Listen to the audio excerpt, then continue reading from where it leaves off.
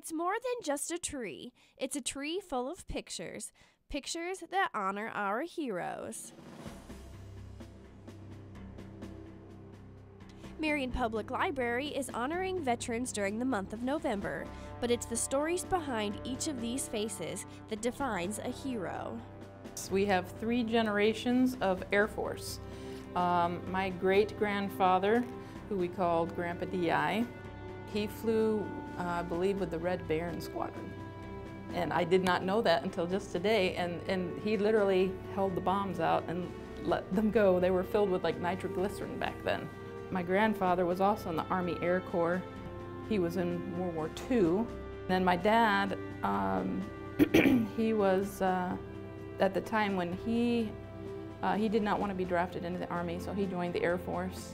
I never was very good at history or learning about the wars and stuff. I never could understand it. It's like, and it was hard to memorize, you know, but now seeing where my grandfathers and my father fit in and what years it was, it kind of is coming together like a big puzzle, and I'm getting the big picture now and understanding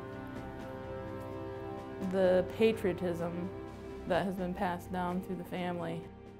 From where Shirley Mooney sits at work every day, she can see the hero tree, a daily reminder of her family, a family rooted in the Marines. I actually have 8 members of my family that are in there. Of course, was my husband, who was a Marine Corps veteran. He served in Korea. And then I had 2 sons that joined the Marines back in the 70s, I guess that was. Remember my husband said, once a Marine, always a Marine. And his sons picked up on that, you know. I mean, all the time they were growing up, you know, he was, exhibited this Marine Corps esprit de corps, you know. Then I have 4 grandchildren that are in the service, 2, let's see, 3 in the Army and 1 in the Marines. And 2 of them are over in Afghanistan right now. The stories passed down through families are everywhere, but Dr. James Fall has stories of his own, a vivid memory of World War II, and experiences from behind the enemy's lines. When the war started, I enlisted in the Army Air Corps to be trained as an aviation cadet, and was successful with that training, and was good enough to be eligible to fly the P-47 Thunderbolt.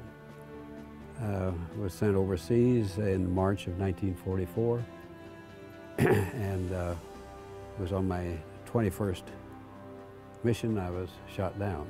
This was 4 days after the Normandy invasion, and we were doing ground support just behind the invasion lines. I was immediately taken prisoner, and for the next 10.5 months was a prisoner of war. When the Russians got close, they were coming in on the Eastern Front, and the Germans moved us out. We started marching across Germany. It was blizzard conditions. We had 5 inches of new snow the night before, and we marched for some 60 miles before finally loaded on boxcars and moved on down to Stalag 7A at Moosburg, Germany. And we were there until we were liberated.